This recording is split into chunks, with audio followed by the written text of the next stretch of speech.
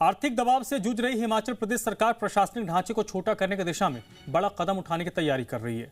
मुख्यमंत्री सुखविंदर सिंह सुक्खू ने अखिल भारतीय सेवाओं के अधिकारियों की संख्या घटाने का प्रस्ताव केंद्र सरकार को भेजा है।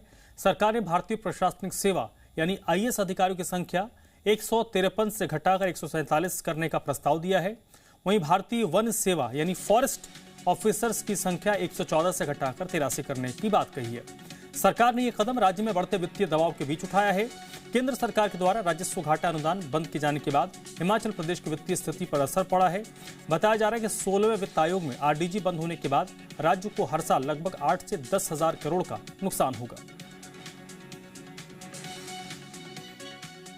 देखिए, हिमाचल प्रदेश में जितनी यहाँ पे अधिकारियों की जरूरत है उससे ज्यादा कहीं एक्सपेंशन हुई है।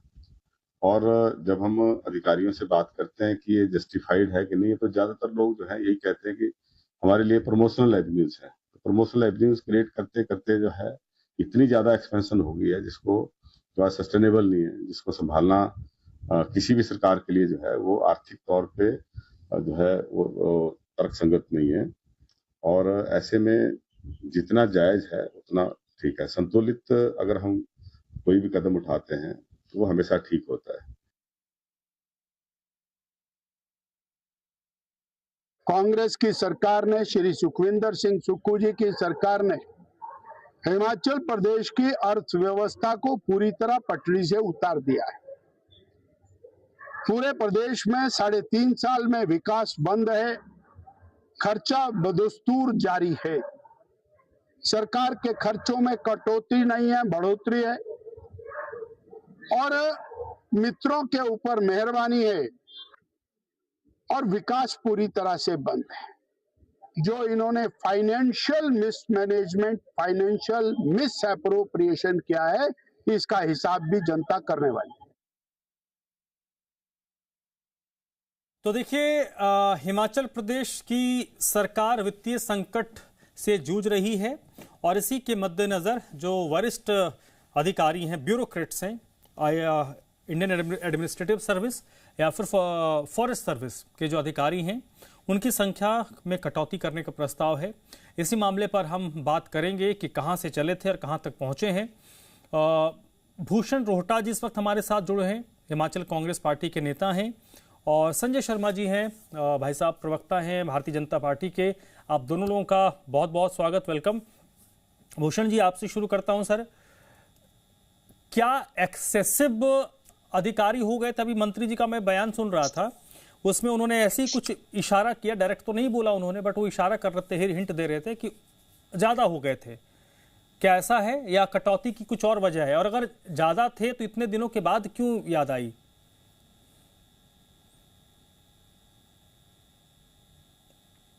सर आप अनम्यूट कर लीजिए, म्यूट हैं भूषण जी।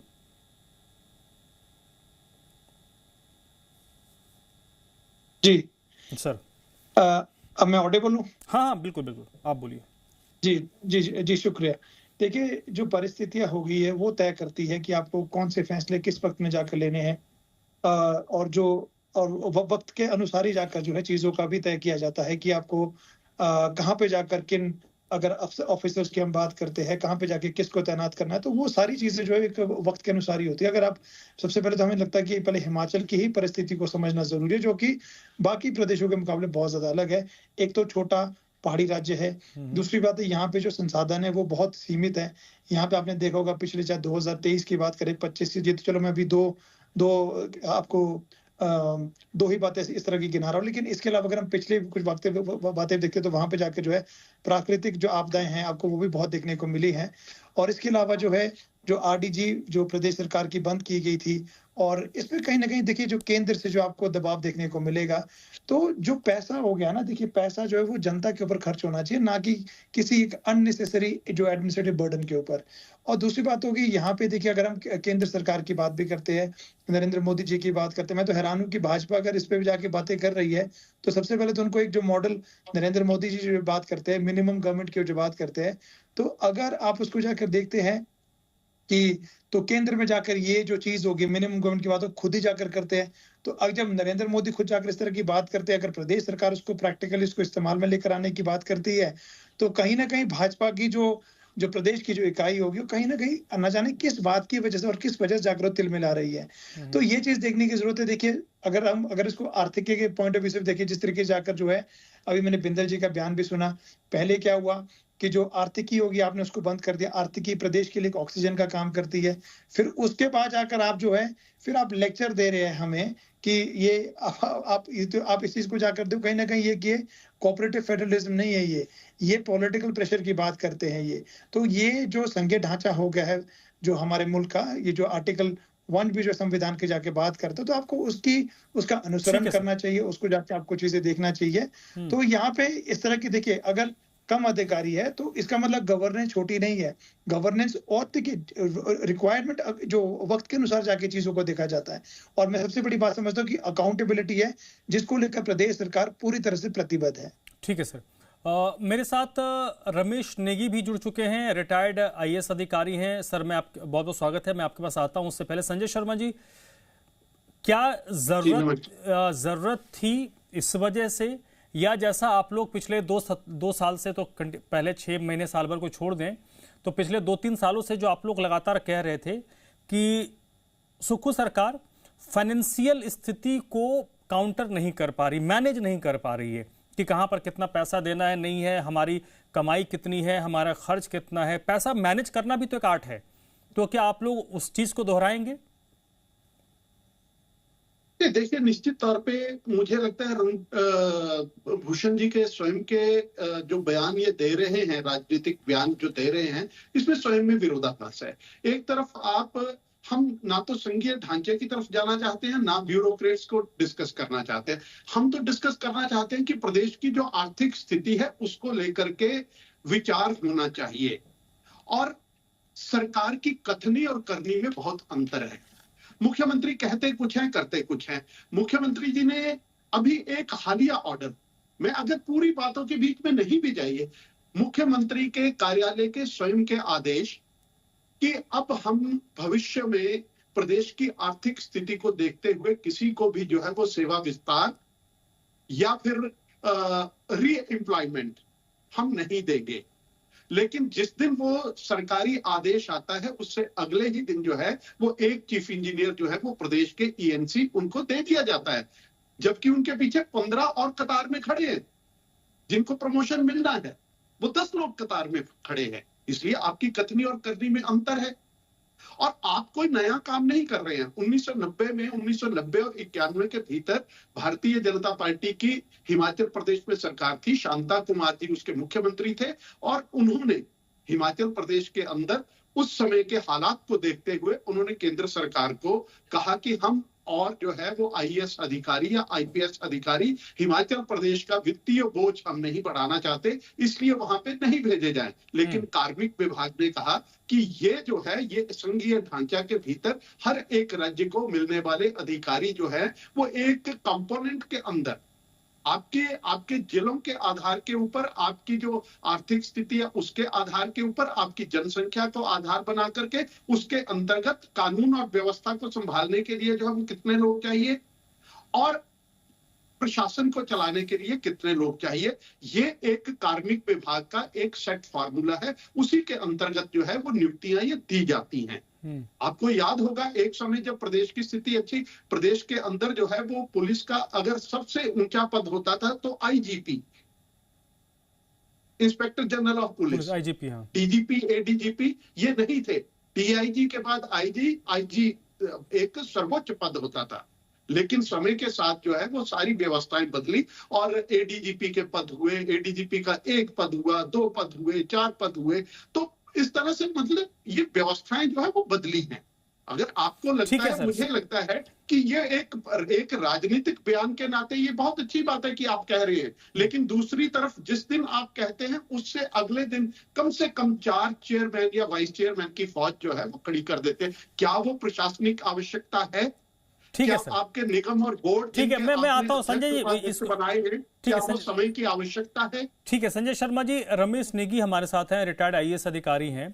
सर देखिए, इस जैसा कि अभी संजय शर्मा जी ने रेखांकित कर दिया कि ऐसा नहीं है कि पहली बार हो रहा है, इससे पूर्व में वैसी चीजें हुई हैं, लेकिन वर्तमान कंडीशन में जो स्थिति बनी है कि अधिकारियों की संख्या एडमिनिस्ट्रेटिव सर्विस वाले और फॉरेस्ट सर्विस वालों का कम करने की बात सरकार की तरफ से कही जा रही है, आपकी पहली प्रतिक्रिया क्या थी सर जब आपके पास ये खबर पहुंची कि भाई सरकार ऐसा सोच रही है?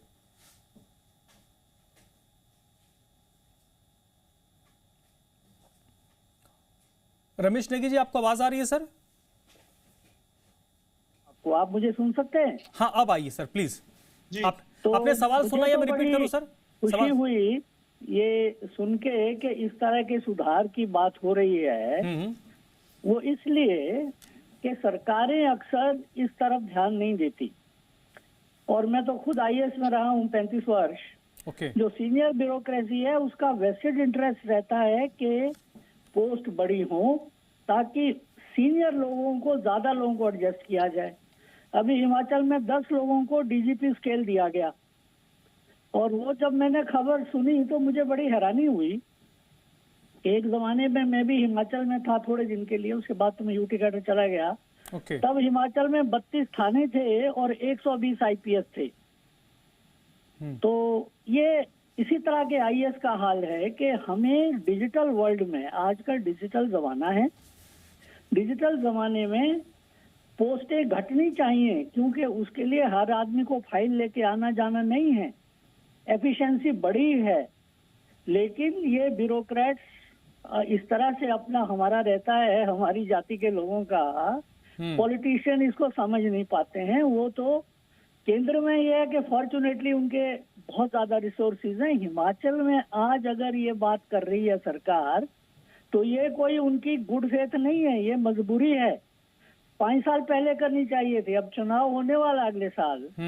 फाइनेंशियल सेंटर ने टाइट कर दिया हमें, हम तो आरडीजी नहीं मिल रही हमको, रेवेन्यू डेफिसिट ग्रांट।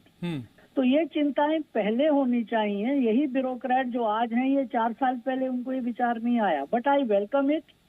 फ्यूचर में हमें जो नॉन प्लान एक्सपेंडिचर है उसको कम करने के ये तरीके हैं। और यहाँ तो एक्स-कैडर पोस्ट क्रिएट की जाती है कि सीनियर अफसर को अच्छी जगह बैठाया जाए तो एक्स-कैडर पोस्ट करा दो। अगर आप देखेंगे कि हिमाचल में बहुत सारी एक्स-कैडर पोस्ट हैं जहाँ आईएएस नहीं होने चाहिए। तो सरकारें इस तरफ ध्यान दें, पर वो तब है अगर आपके राजनीतिज्ञ खुद फाइनेंसिस का ज्ञान रखते हो। अगर वो सिर्फ अधिकारियों पे ही रहेंगे तो तब तो उनको वही मिलेगा जो अधिकारी चाहते हैं। But I welcome this step, though it is a compulsion not a reform.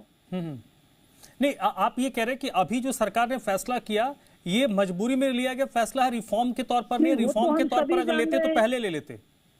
हम ये देख रहे हैं कि जब से आरडीजी खत्म हुआ है तो अभी जो बजट आप देखेंगे हिमाचल का, हिमाचल के पास सिर्फ 3,500 करोड़ रुपए अवेलेबल हैं, जो कि आप रिपेयर पे, डेवलपमेंट पे खर्च कर सकते हैं। बाकी सारा पैसा आपका जो बजट आज है, जो विधानसभा में पास किया गया है, उसमें 3,500 करोड़ है, जिसमें आप सड़कें रिपेयर करो, जो मर्जी करो। बाकी तो तनख्वाह में जा रहा है, पेंशन में जा रहा है, और जो आपने लोन लिए हैं उसको पूरे करने में जा रहा है।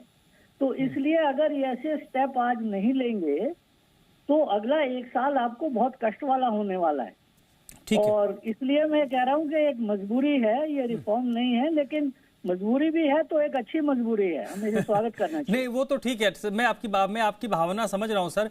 भूषण जी, देखिए सर ने कहा कि स्टेप जरूरी था, लेकिन क्योंकि पॉलिटिक्स में क्या होता है सर, टाइमिंग बड़ा मैटर करता है। उन्होंने टाइमिंग की बात कही कि अगर आप जब सत्ता में आए थे पहले साल में फैसला ले लेते तो लोग इसको रिफॉर्म के तौर पर देखते। आज पॉलिटिकली विपक्ष क्या कह रहा है कि भाई आपसे आर्थिकी की नहीं संभल रहा तो आप इस तरीके के फैसले ले रहे हैं। सर ने बता दिया कि भाई रिफॉर्म का है, लेकिन पॉलिटिकली आपको ही डैमेज करेगा। तो ये भी तो कांग्रेस पार्टी देख रही होगी कि आपको अब 1 साल के अंदर चुनाव में जाना है। जी देखिए, वैसे मैं अगर पार्टी की बात करता हूँ, वैसे तो जो अभी जो रमेश सर ने जो बातें कही, तो मैं काफी सारी बातों का स्वागत भी करता हूं। लेकिन जो उन्होंने बात कही कि ये हम इसको एक रिफॉर्म ना देखें, इसको कंपल्शन देखें, लेकिन अगर आप इसको कंपल्शन भी देखते हो तो आप इसके पीछे कारण जाके समझे कि किस तरह से जाकर जो प्रदेश सरकार हो गई है, जो केंद्र सरकार, माफ करें, जो केंद्र सरकार उसने किस तरह से जाकर जो है ये जो हमारा जो पैसा जो आना था, जो कॉन्स्टिट्यूशनली जो है एक पूरे तरीके से जाकर एक प्रक्रिया उसकी जाके बनी हुई है। जो पैसा जो है जो आर्टिकल 275 के तहत जो है जो आता है पैसा, लेकिन अगर आप पैसा अचानक से जाकर रोक देंगे, देखिए कोई पैसा ये कोई भीख नहीं है। अगर मैं इसका आरडीजी के बार बार बात भी करते हैं तो ये पैसा कहीं ना कहीं भीख नहीं है। ये वो पैसा जो प्रदेश को मिलना चाहिए। और ये चीजें जो है 1950-52 से जब से संविधान लागू किया गया और ये तब से ही जाकर जो है ये पूरे तरीके से जाकर बात तय भी थी कि जो पैसे दिया जाएगा। आप देखिए, आप तो चुनावी साल में आप लोग आने वाले हैं, मतलब एक तरीके से चुनाव का काउंटडाउन शुरू हो चुका। ऐसे फैसले आपको नहीं लगता कि पॉलिटिकली नुकसान दे सकते हैं? और वो ये देखते हुए कि आपके सामने जो मुख्य विपक्षी पार्टी है, इसी फ्रंट को, यही फ्रंट आपके सामने खोला हुआ है। देखिए, मैं इसमें ना एक चीज कहूंगा कि यहाँ पे ना ये जो इस तरह के जो समीकरण है, इस तरह के जो आकार है, मैं ही समझता हूँ कि ये उतने बड़े मायने नहीं रखते जितनी बड़ी सरकार की जो नीयत है वो मायने रखती है। हमें यहाँ पे पॉलिटिकल माइलेज को मैं इसको थोड़ा साइड में करना चाहूंगा, लेकिन हमें जो एक सोशल माइलेज हो गई है, जो सोशल गवर्नेंस हो गई है, जो इंक्लूसिव गवर्नेंस हो गई है, हम उस पे जाकर जो है अपनी बात रखते हैं और सरकार जो है इसी पर जाके प्रतिबद्ध है, ताकि जो एडमिनिस्ट्रेशन होगी। देखिए, एडमिनिस्ट्रेशन की जो आवश्यकता है, जैसे अभी नेगी सर ने भी कहा कि जो अब टेक्नोलॉजी का वक्त है और बहुत सी चीजें ऐसी भी है जो अब कहीं ना कहीं जो है कंप्यूटर जो हो गया है, चाहे एआई हो गया, वो संभालेगा और आने वाले वक्त में जाकर जो इस तरह की जो चीजें होगी बहुत ज्यादा कम भी हो जाएंगे। आप देखेंगे बैंक की कतारें हो गई, बहुत कम हो गई है, चाहे डीसी के ऑफिस के चक्कर हो गए, वो लोगों के बहुत कम हो गए। तो धीरे धीरे करके जाके ऑटोमेटिकली जो है ये जो गवर्नेंस होगी, ये थोड़ा जो टेक्नोलॉजी बेस्ड और ज्यादा हो जाएगी। और हमें इस पे कहीं ना कहीं अमल करना भी चाहिए। अगर इस तरह का जो स्टेप प्रदेश सरकार ले रही है, ये वेलकमिंग स्टेप है। और मैंने जैसे कहा कि ये वक्त के अनुसार ही जाकर जो है चीजों में इस तरह के बदलाव करने की आवश्यकता है और आगे भी करने पड़ेंगे। सरकार जो भी आएंगी, संजय शर्मा जी, जाके स्तर के जो फैसले लेने पड़ेंगे। संजय शर्मा जी, जो बात रिटायर्ड आईएएस अधिकारी ने कही, मैं उसको उसी नोट पे लेता हूं कि बात सही है कि आपको चीज़ों को स्मूथ बनाने की ज़रूरत है। आप टेक्निकली इतने हम साउंड हो रहे हैं, लगातार चीज़ें डेवलप हो रही हैं, तो हमको मैन पावर को कम करने की दरकार थी। लेकिन पॉलिटिकल पार्टीज तो पॉलिटिकल इश्यूज को भी देखती है। इसमें क्या आपको लगता है कि जैसे सर ने कहा कि ये रिफॉर्म के लिए बेहतर है, लेकिन ये जो फैसला वो रिफॉर्म के नज़रिए से नहीं हुआ? राजनीति तो परसेप्शन का खेल है, परसेप्शन ही बनता है, उसके आधार पर चीजें चलती हैं। तो ये परसेप्शन क्या क्रिएट हो रहा है वर्तमान सरकार के लिए? देखिए, नेगी जी वरिष्ठ प्रशासनिक अधिकारी के तौर पे सेवानिवृत्त हुई हैं और उन्होंने अपना जो कुछ भी उन्होंने यहाँ पे स्टेटमेंट उनका आया है, वो एक प्रशासनिक आधार के ऊपर और व्यवस्था को किस तरह से चलाया जा सकता है और कितने लोगों से चलाया जा सकता है, ये उनके जीवन का जो पूरा उन्होंने सिस्टम को जितना अध्ययन किया है उसके अकॉर्डिंगली उनका स्टेटमेंट है। लेकिन जो मुख्यमंत्री का स्टेटमेंट है वो एक पॉलिटिकल स्टेटमेंट है जिसका नीचे कोई भी आधार नहीं है। जैसा कि मैंने पहले कहा कि शांता कुमार जी ने जब दूसरे आईएएस अधिकारी लेने के लिए मना किया था, लेकिन उसके साथ साथ उन्होंने मित व्ययता के साधन क्या वो किए थे। गाड़ियों का 2 दिन कम से कम सप्ताह के अंदर अधिकारी पैदल आए, गाड़ियों का चलना बंद किया। मीटिंग्स के अंदर जो है वो काजू और बादाम का सिस्टम जो था उस कल्चर को बंद किया। मीटिंग्स के बाद बड़े बड़े भोज जो होते थे वो भोज जो है उनको बंद किया।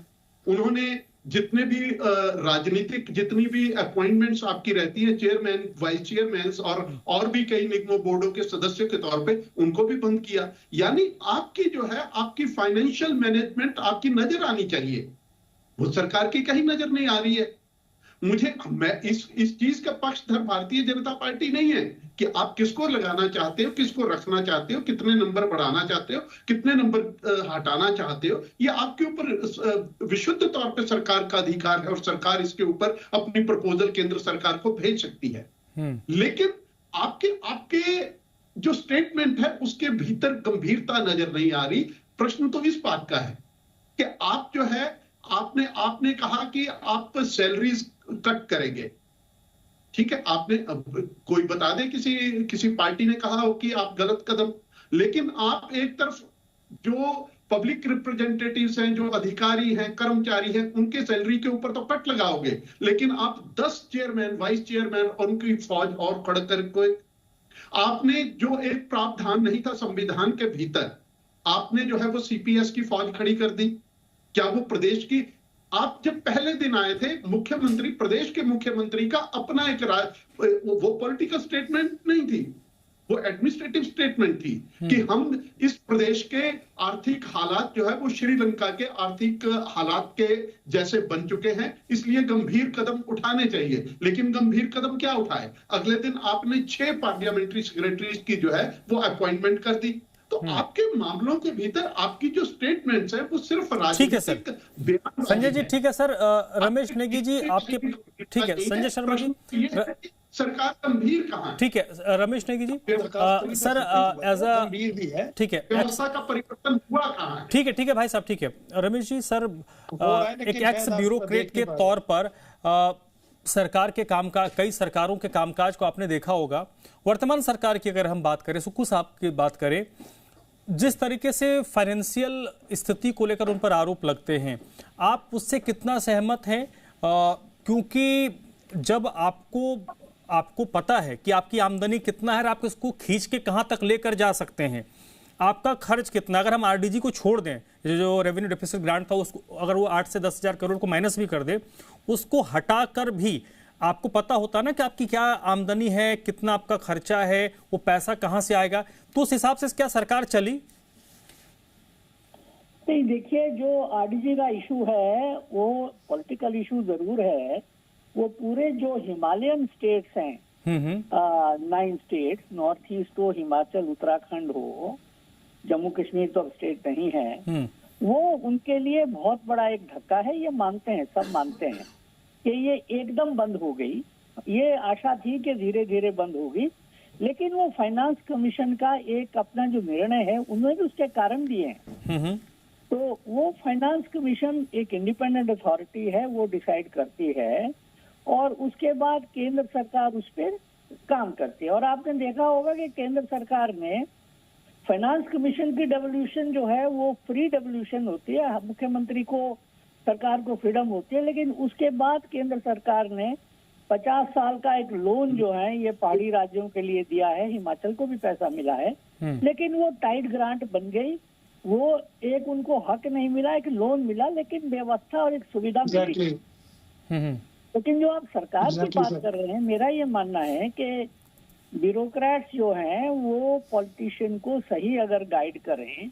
मैं अपना एक अनुभव बताऊंगा कि पिछले 8 साल 10 साल से मेरा चौपाल में छोटा सा बाग है। मैं दिल्ली रहता हूँ, तो एसएमएस पे बिल आता है बिजली का, हिमाचल इलेक्ट्रिसिटी बोर्ड का। 10 साल में पहली बार मुझे बिल आया 900 रुपए पिछले 2 महीने का, वरना 0 ही आता था। तो मुझे हैरानी ये थी कि मैं रिटायर्ड IAS अफसर हूँ, चीफ सेक्रेटरी रिटायर हुआ, मुझे फ्री बिजली की क्या जरूरत है? ये क्या अधिकारी नहीं समझा सकते हमारे नेताओं को, या नेता नहीं समझ सकते कि फ्री बिजली आप उनको दे रहे हैं जिसमें रिटायर्ड IAS? सर इसमें सर देखिए, आपका ये बड़प्पन है कि आप जिस बिरादरी से आप अपने बिरादरी को लपेट रहे हैं, लेकिन इसमें तो पॉलिटिकल लोगों का भी हाथ होता है ना। वो नहीं चाहते कि पॉलिटिकली एक मैसेज जाए। ये मैं मान सकता हूँ, लेकिन पॉलिटिशियन ये भी, आप गरीबी रेखा के नीचे वाले को माफ करें कोई बात नहीं, तो ये तो अधिकारियों की जिम्मेवारी है कि ये सही चीज है, आपको ही नुकसान होगा। आज यही हो रहा है, फ्री बिजली के कारण कितना नुकसान दिल्ली में या यहाँ हुआ है, हिमाचल में, और धीरे धीरे एक एक करके एक बूंद से घड़ा भरता है। तो आज हिमाचल का घड़ा खाली हो रहा है। और दूसरा, मैं बुरा नहीं माने मेरे अधिकारी भाई, मैं गोवा में फाइनेंस सेक्रेटरी था, तो वहाँ मुख्यमंत्री थे पारीकर साहब। मनोहर जी, बात है 20 साल पहले, उन्होंने कहा कोई गाड़ी गवर्नर को छोड़ के वो 8 लाख से महंगी नहीं खरीदी जाएगी। ठीक है, लेकिन हमारे यहाँ तो आपके अधिकारी 30 लाख 40 लाख 50 लाख की गाड़ी खरीदते हैं, तो वहाँ मंत्री जी कुछ कह सकते। चलो मंत्रियों को माफ कर दे, अफसरों को तो रोको। चलिए सर, देखिए हरी कथा अनंता वाला मसला है। इस पर सियासत तो होगी, खूब होगी, उसका थोड़ा बहुत हमें वो रोड मैप भी समझ में आ रहा है। बहुत बहुत शुक्रिया, बहुत बहुत सर समय इतनी इजाजत दे रहा है। बहुत बहुत शुक्रिया रमेश नेगी जी आपका, भूषण रोहटा जी आपका भी बहुत बहुत शुक्रिया, संजय शर्मा जी आपका भी बहुत बहुत शुक्रिया।